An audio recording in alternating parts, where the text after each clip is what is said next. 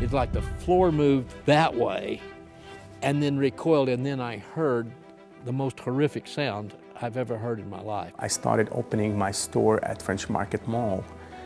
I heard this explosion. And when the bomb went off, it shook our building on Britton and Penn. We hear this big explosion and the roof starts caving in on us. And I yelled for everybody to get under their desk or their tables. And then all of a sudden, I was lifted off the floor. I really didn't think we were going to make it. I mean, because it devastated that building totally. I can't tell you if I was blown over, if I jumped, but all I know is I'm going over my desk, and I ended up on the other side on the floor. On April 19th, 1995, at 9:02 a.m., a bomb tore through the Alfred P. Murrah Federal Building in Oklahoma City. The echo of the blast extended beyond the borders of the city and state. The impact of that April morning would change the lives of thousands and forever alter the mindset of the state and country. Educators, religious leaders, and public figures reflected on the bombing. Randy Swanson was working as the press secretary for Oklahoma Congressman Frank Lucas. Swanson and his co-workers were at their office just south of the Murrah Building. I remember getting out in the street. It was just surreal. It was like a bad movie. Everywhere you looked was glass in the streets and people running. There wasn't a lot of pandemonium. People weren't screaming. They were just running, getting away.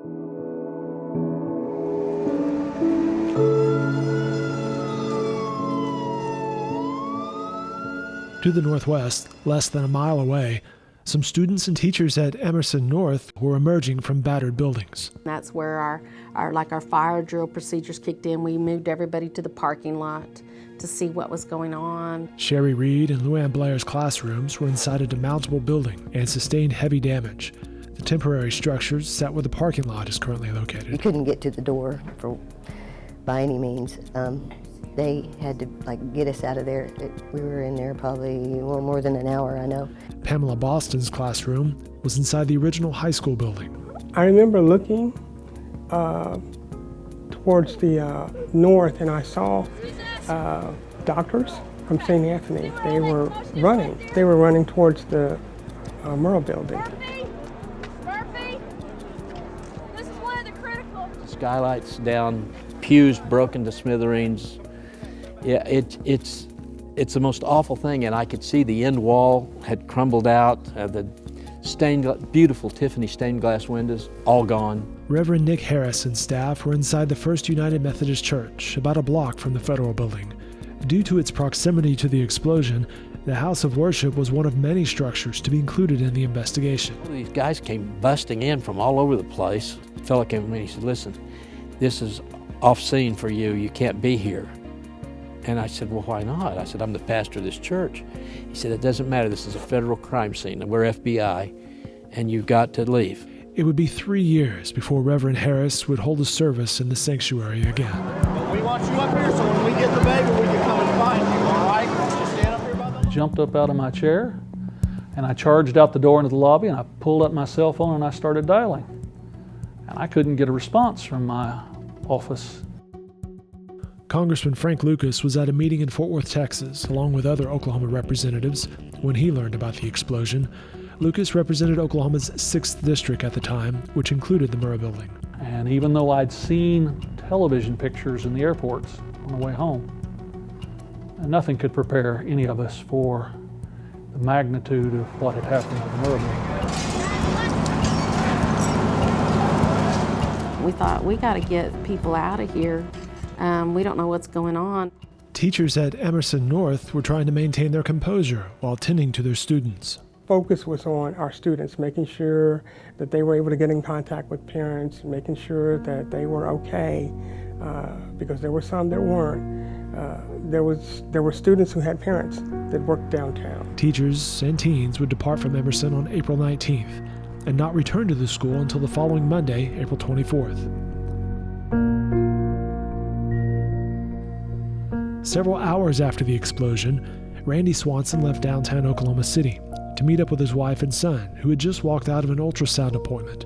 Randy and his wife were expecting their 3rd child.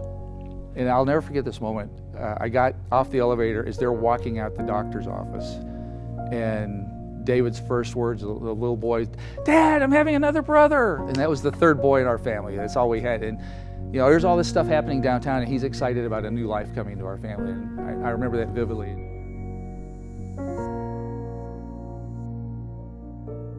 Let there be no room for doubt.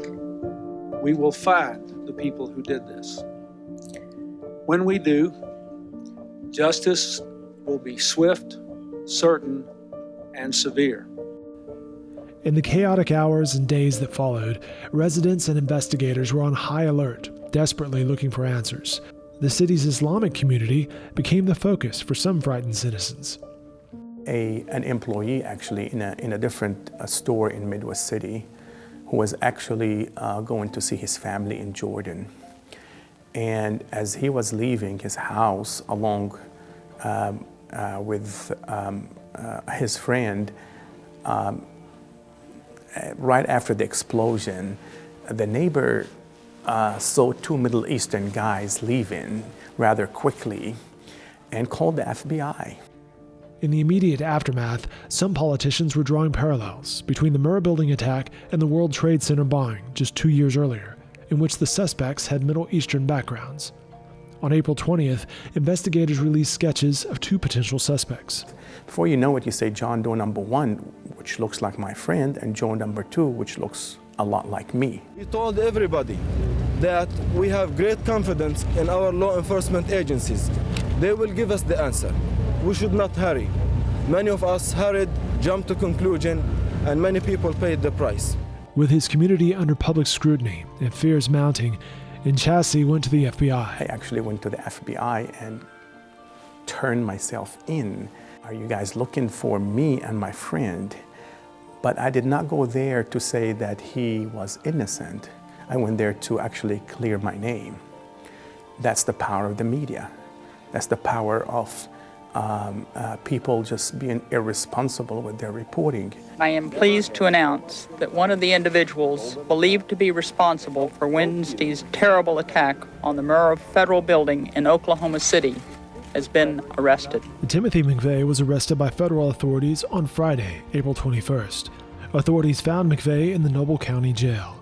He had been arrested by Oklahoma Highway Patrol Trooper Charlie Hanger less than an hour and a half after the bombing. The trooper stopped McVeigh for driving a vehicle without a proper license tag. The trooper arrested McVeigh for possession of a loaded firearm. I don't feel like a hero. I just did my job.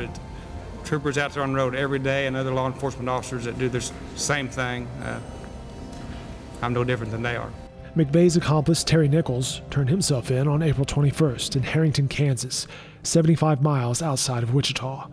Nichols was arrested and taken into federal custody on April 22nd. A day and a half, Timothy McVeigh was caught, and people moved to a totally different story.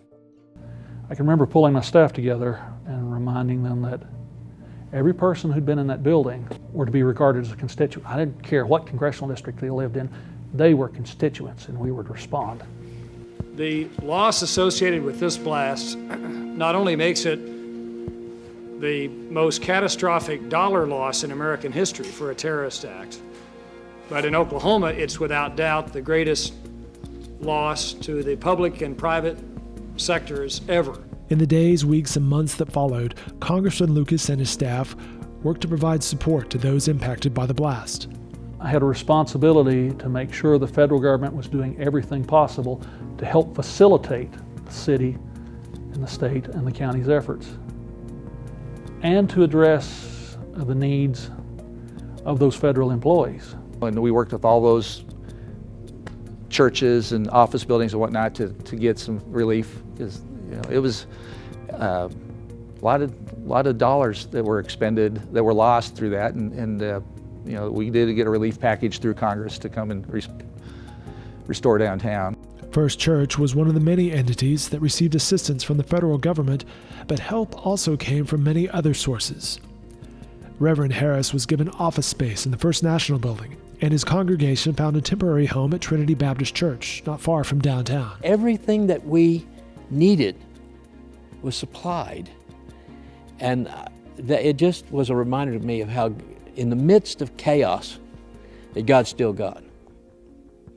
In the midst of everything that man can do, God does His best. And He's never failed me.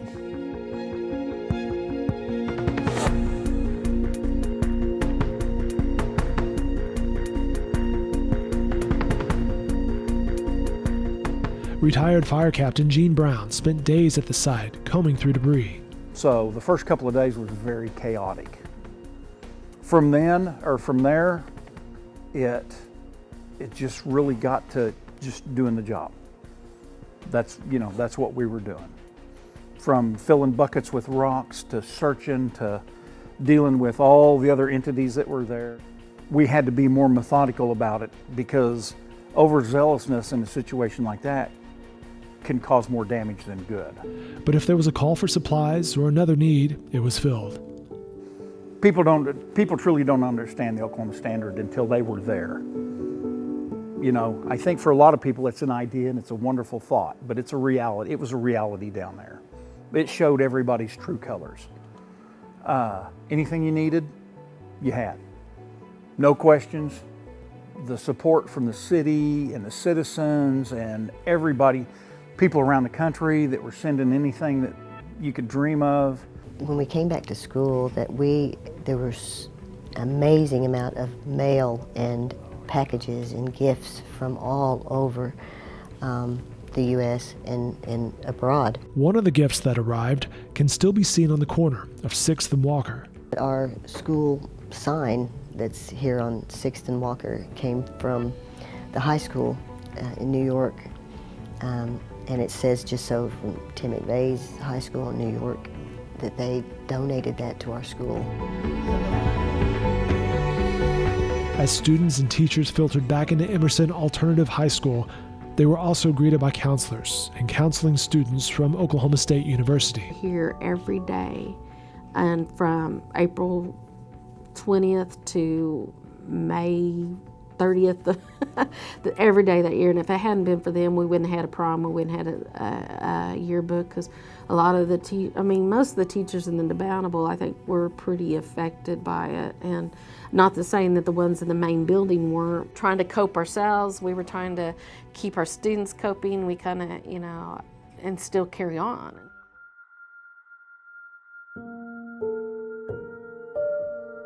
You couldn't be there and not be affected. Makes you think more about finding your happiness. Whatever your happy place is. We do so many things, as anybody, all of us do, that we get into situations that we didn't realize we were in. And sometimes you don't know that until you get out of it. And I think that, one of the things I got, long lasting from the bombing was thinking of, I need to be happy today. I can't wait for it to come. I have to find it. For Brown, the happiest place to be was with his children. I didn't realize at the time before that, I was kind of living my life and their life simultaneously, but not necessarily together. I worked a lot. I had things like, things that kept me away. So you really need to get in perspective that when you're there, you need to be there. We have no promises of tomorrow, Swanson also walked away with a greater appreciation for time with family and the little moments peppered throughout his day. So that's what you learn is, we have no promises of tomorrow. So, it sounds trite and cliched, but hug your kids, love your wife, and, make the most of every day. Don't take it for granted. For the freshman representative, the events of 1995 brought on a sense of heightened awareness. I went from being a puppy member of the United States House, someone who'd been raised and lived his entire life in Oklahoma. Certainly I'd watched on television and I'd read in the publications about the horrible things that had occurred and do occur around the world. But I suppose deep down inside I thought, this can't happen here. How could this happen here? This is Oklahoma. It's the heart of the country. So it changed my perspective that we have to be ever vigilant at all times. Just damn glad to be an Okie, I can tell you that for sure from the bottom of my heart.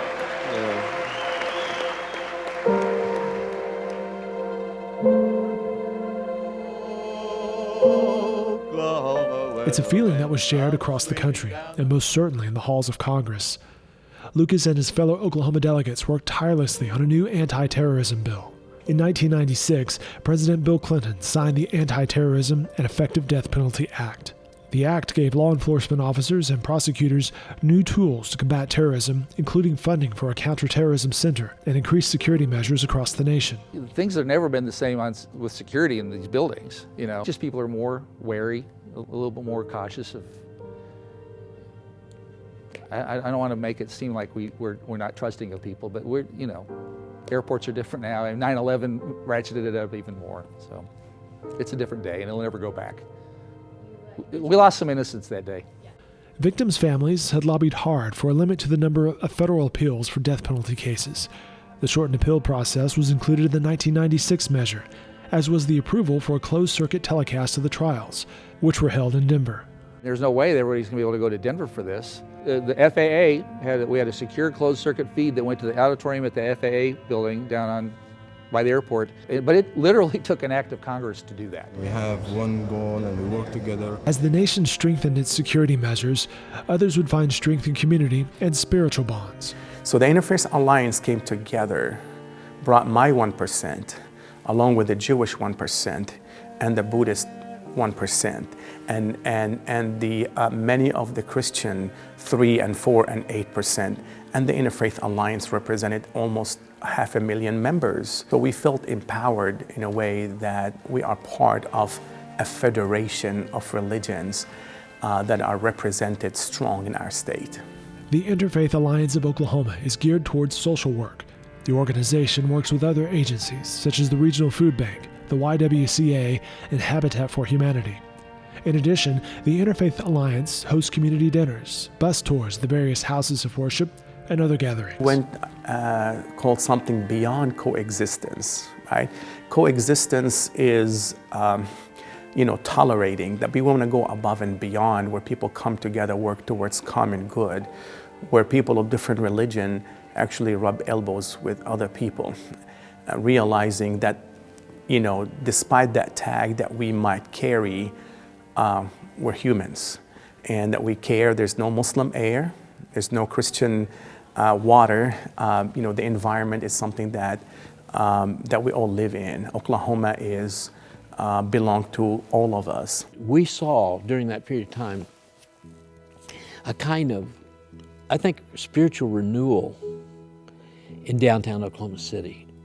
I think that was one of the great outcomes of that, is that people were kinder and gentle. They talk about the Oklahoma standard.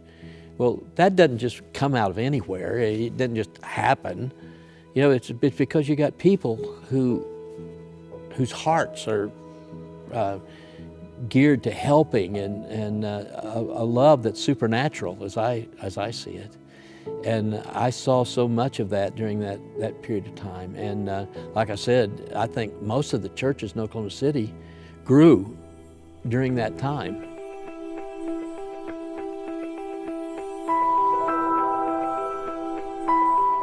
What's kept me here is the kids, the mission of these kids need our help just as much as a student at another school. I admire these kids because they have to overcome so much to get here. I think the memories, more than anything, is what keeps me here. I interact with the students. I have a lot of connection with them. I have a lot of memories as well. For the staff of Emerson High School, the events surrounding April 19th reaffirmed their dedication to education. The educators share their memories from that time to teach younger generations about the events of 1995. We'll have a time where we'll talk about it, and we'll maybe look at some video clips about it, but we'll also talk about how our building was impacted and, what happened. In addition to their lessons, each year the 3 teachers commemorate April 19th. That we won't forget. And so we create banners, and there used to be a fence out here on the south end of the school, and we would take cups and we would spell it out every year. We didn't miss it, we haven't missed a year. But now we hang a flag out in front of the school in the old entrance there on the east side, And we also put our banners up and whatnot that we have as far as memorabilia to let everyone know that we were here, and we do remember, we will remember, and we respect that most definitely. We'll never forget that. We will never forget.